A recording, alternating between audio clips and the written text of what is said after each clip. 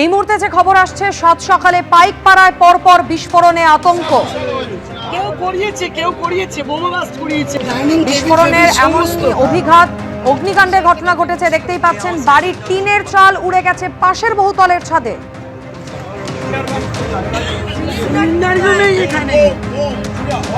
বন্ধ থাকা স্থানীয় একটি ক্লাবে এই বিস্ফোরণের ঘটনা ঘটে এবং বিস্ফোরণের পরেই আগুন ধরে যায় ওই বাড়িতে।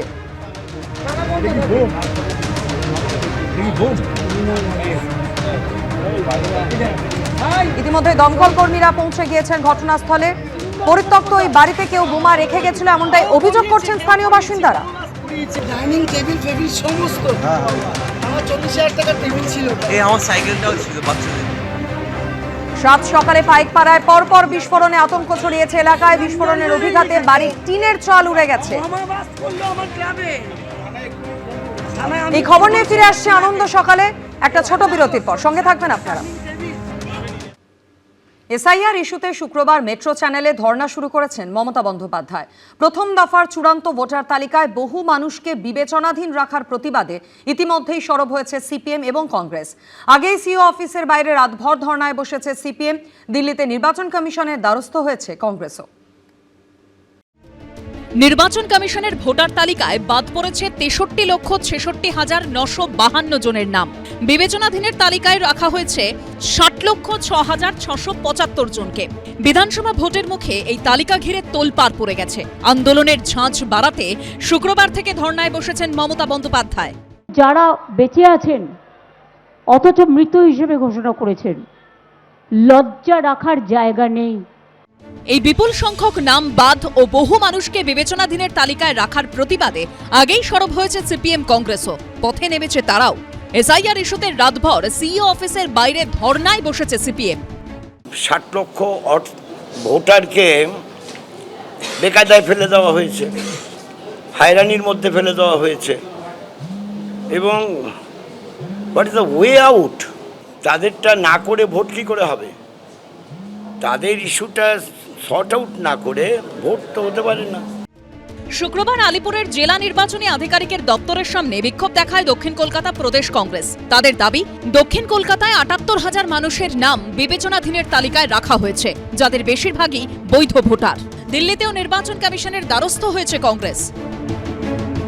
এই যে 60 লক্ষ অ্যাডজুডিকেটেড, আমরা চাই এই সমস্ত ভোটারকে আপনাদের মূল তালিকার মধ্যে আনতে হবে এবং এনে নির্বাচন করতে হবে। একটিও জেনুইন ভোটার যাতে ভোটার লিস্ট থেকে বাদ না যায়। ভোটার তালিকা নিয়ে জেলা শাসকের দপ্তর থেকে 50 মিটার দূরে গান্ধী মূর্তির পাদদেশে অবস্থান বিক্ষোভ চালিয়ে যাচ্ছে মালদা জেলা কংগ্রেসও। শুক্রবার শিলিগুড়ির হাসমি চকে প্রাক্তন মেয়র অশোক ভট্টাচার্যের নেতৃত্বে প্রতিবাদ অবস্থানে বসে সিপিএম। আমাদের রাজ্যের মানুষের যে ভোটাধিকার, সাংবিধানিক যে অধিকার, সেই অধিকারটাকে কেড়ে নিচ্ছে নির্বাচন কমিশন। কেন্দ্রের বিজেপি সরকারের নির্দেশে তা করা হচ্ছে। কে বৈধ কে অবৈধ, কবে শেষ হবে সব নথি যাচাই? সব বৈধ নাগরিক ভোট দিতে পারবেন তো? এই নিয়ে যুদ্ধ চলছে। এবিপি আনন্দ। এসআইআরে ভোটারদের নাম বাদ যাওয়ার প্রতিবাদে মেট্রো চ্যানেলে ধর্নায় বসলেন মমতা বন্দ্যোপাধ্যায়। এই মেট্রো চ্যানেল অতীতেও মমতা বন্দ্যোপাধ্যায়ের বহু আন্দোলনের সাক্ষী। কখনো বিরোধী নেত্রী হিসেবে, কখনো মুখ্যমন্ত্রী হিসেবে ধর্মতলা চত্বরে বারবার বিভিন্ন ইস্যুতে তিনি ধর্নায় বসেছেন।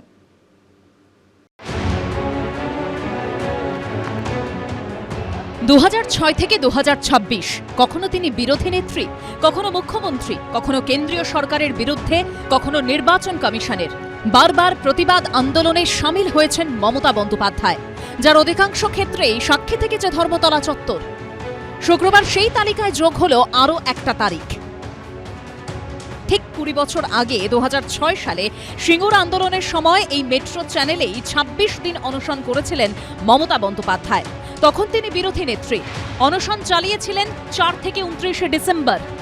তার সেই দীর্ঘদিনের অনশন রাজ্য ও জাতীয় রাজনীতিতে আলোড়ন ফেলে দিয়েছিল। একটা বৃত্তকে সম্পূর্ণ করলো। তিনি প্রথমে পৌঁছলেন এই আন্দোলনের মাধ্যমে রাইটার্স বিল্ডিংয়ে, তারপরে 2 ক্ষেপে নবান্নতে। মানুষ বুঝলো বেড়াল তাড়াতে গিয়ে বাঘ ঢুকিয়ে ফেলেছে ঘরে। ক্ষেতের ধান, ঘরের মান, স্ত্রীর সম্মান কোনো কিছু আর অবশিষ্ট নেই, সব কিছু শাহজাহানের ডেরায়। মানুষ এই বৃত্ত সম্পূর্ণর পরে আবার ওনার এই প্র্যাকটিসকে মান্যতা দিয়ে বিরোধী দলনেত্রীর জায়গায় ওনাকে পৌঁছে দেবে। সিঙ্গুর নন্দীগ্রাম আন্দোলনকে হাতিয়ার করেই বাম সরকারের বিরুদ্ধে লড়াইয়ে শেষমেশ 2011-তে হয় পালাবদল। মুখ্যমন্ত্রী হন মমতা বন্দ্যোপাধ্যায়, কিন্তু বিভিন্ন ইস্যুতে কখনো কেন্দ্রীয় সরকার কিংবা নির্বাচন কমিশনের বিরুদ্ধে ধর্মতলা চত্বরে ধর্নায় বসেন তিনি। 2019-এর 3রা ফেব্রুয়ারি সারদাকাণ্ডে জিজ্ঞাসাবাদের জন্য কলকাতার তৎকালীন পুলিশ কমিশনার রাজীব কুমারের বাড়িতে যায় সিবিআই, যে ঘটনাকে কেন্দ্র করে নজিরবিহীন মোড় নেয় কেন্দ্র রাজ্য সংঘাত। সেই ঘটনার প্রতিবাদে মেট্রো চ্যানেলে ধর্নায় বসেছিলেন মুখ্যমন্ত্রী। 2021 সালে বিধানসভা নির্বাচনের 5ম দফার ভোটের আগে অনভিপ্রেত মন্তব্যের অভিযোগে মমতা বন্দ্যোপাধ্যায়ের প্রচারের ওপর 24 ঘণ্টার নিষেধাজ্ঞা জারি করেছিল নির্বাচন কমিশন। তার প্রতিবাদে 13ই এপ্রিল ধর্মতলায় গান্ধী মূর্তির পাদদেশে একা হুইলচেয়ারে ধর্নায় বসেন মুখ্যমন্ত্রী। 2023-এর 29শে মার্চ কেন্দ্রীয় বঞ্চনার প্রতিবাদে ফের রেড রোডে ধর্নায় বসেছিলেন মমতা বন্দ্যোপাধ্যায়। এক বছরের মধ্যেই 2024-এর ফেব্রুয়ারিতে 100 দিনের কাজে কেন্দ্রীয় বঞ্চনার প্রতিবাদে ফের রেড রোডে ধর্নায় বসেন মুখ্যমন্ত্রী। মমতাদি ধর্নায় বসা মানে সত্যের জয় হয়, অসত্য এবং অত্যাচারীর পরাজয় হয়। অত্যাচারী দাম্ভিক সিপিএমের পরাজয় ঘটেছিল মমতা ব্যানার্জির ধর্নার জন্য। বিজেপির অপশাসনকে ধাক্কা মেরে 21-24 তৃণমূল কংগ্রেসের বিপুল জয় জয়াকার হয়েছে। মমতা ব্যানার্জি সামনে দাঁড়িয়ে নেতৃত্ব দিয়েছেন বলে। আর আজকে যখন আবার মমতাদি রাস্তায়, বিজেপিকে বঙ্গোপসাগরে নিক্ষিপ্ত করবে বাংলার মানুষ। এসআইআর নিয়ে আন্দোলন জারি রাখতে ফের সেই ধর্নাকেই বেছে নিলেন মমতা বন্দ্যোপাধ্যায়। ডিভিডেন্ড দেবে ধর্না, না ফল হবে অন্য কিছু? উত্তর মিলবে ভোটের ফলাফলে। শিবাশিস মৌলিক ও ঐশী মুখোপাধ্যায়ের রিপোর্ট, এবিপি আনন্দ। এসআইআর ইস্যুতে ধর্মতলায় ধর্নায় বসেছেন মুখ্যমন্ত্রী মমতা বন্দ্যোপাধ্যায়। তৃণমূলের সেই মঞ্চ থেকেই নাম বাদ নিয়ে বিজেপি এবং নির্বাচন কমিশনকে একযোগে নিশানা করলেন অভিষেক বন্দ্যোপাধ্যায়। পাল্টা জবাব দিয়েছে বিজেপিও। শুধু নো ভোট টু বিজেপি বললে হবে না, এবার বয়কট বিজেপি বলতে হবে। রবিবার রাতে কলকাতায় আসছে নির্বাচন কমিশনের ফুল বেঞ্চ। তার আগে শুক্রবার থেকে এসআইআর ইস্যুতে ধর্মতলায় ধর্নায় বসেছেন মুখ্যমন্ত্রী। তৃণমূলের সেই মঞ্চ থেকেই নাম বাদ নিয়ে বিজেপি ও নির্বাচন কমিশনকে একযোগে নিশানা করলেন অভিষেক বন্দ্যোপাধ্যায়। আমি জ্ঞানেশ কুমারকে বলবো, আপনি তো 9 তারিখ আসছেন, তাহলে আপনি আপনার প্রভুরা অমিত শাহ, নরেন্দ্র মোদী, তাদের কৃতদাস যে কটা বাংলার আবর্জনা রয়েছে সবাই তো গলা ফাটিয়ে 5 বছর ধরে বলে বেরিয়েছেন বাংলায় বাংলাদেশি থাকে, রোহিঙ্গা থাকে। তাহলে যাদের নাম বাদ গেছে, কটা বাংলাদেশি আপনারা চিহ্নিত করেছেন, কটা রোহিঙ্গা আপনারা চিহ্নিত করেছেন, আপনারা প্রকাশ্যে আনুন। আর না হলে নিঃশর্তে কান ধরে মানুষের কাছে ক্ষমা চান। বয়কট শব্দটা প্রয়োগ করার আগে একবার শুধু ভাবুন যে 26-এর নির্বাচনের পরে বাঙালি এখান থেকেও বাঁচতে চায়। 26-এর নির্বাচন, দেওয়ালে পিঠ থেকে যাওয়া বাঙালি, তারা বিজেপিকে আনবে। বেকারত্বের অভিযোগ এবং বেকার ভাতা নিয়ে প্রায়শই তৃণমূল সরকারকে নিশানা করেন বিরোধীরা। আজকে পশ্চিমবঙ্গে চাকরি দিতে না পারা 2,15 লক্ষ বেকার রেখে আজকে নাম বদল হয়েছে যুব সাথী। এদিন তা নিয়েও পাল্টা জবাব দেন অভিষেক বন্দ্যোপাধ্যায়। যারা বিজেপির হয়ে গলা ফাটাতো, এখন দেখছি তারা যুব সাথীর লাইনে দাঁড়িয়ে ফর্ম ফিল আপ করছে। আমাকে নিয়ে বিজেপির খুব গায়ে জ্বালা। অমিত শাহ এলে তার সভা শুরু হয় আমার নাম দিয়ে, সভা শেষ হয় আমার নাম দিয়ে। আমি বলছি, খুব একটা ছোট্ট প্রপোজাল আপনাদের দিচ্ছি। মমতা ব্যানার্জি বাংলার প্রায় 2.5 কোটি মহিলাকে ডাইরেক্ট ব্যাংক ট্রান্সফার করে সাধারণ হলে মাসে 1500 টাকা আর তপশিলি জনজাতি হলে মাসে 1700 টাকা আমাদের সরকার দিচ্ছে। একদিকে বিহার, একদিকে উড়িষ্যা। আমরা মানুষকে কোনো শর্ত ছাড়া বাংলার নিঃশর্তভাবে 2.5 কোটি মহিলাকে 5 বছর ধরে লক্ষ্মীর ভান্ডার দিয়েছে নরেন্দ্র মোদী। একটা সরকার দিয়ে দেখাক। যদি একটা সরকার দিতে পারে, আমি রাজনীতি থেকে অবসর নেব, এত বড় কথা বলে যাচ্ছি।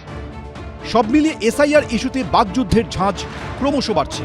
উজ্জ্বল মুখোপাধ্যায়, শিবাশিস মৌলিক, এবিপি আনন্দ। এবিপি আনন্দ, এগিয়ে থাকে, এগিয়ে রাখে।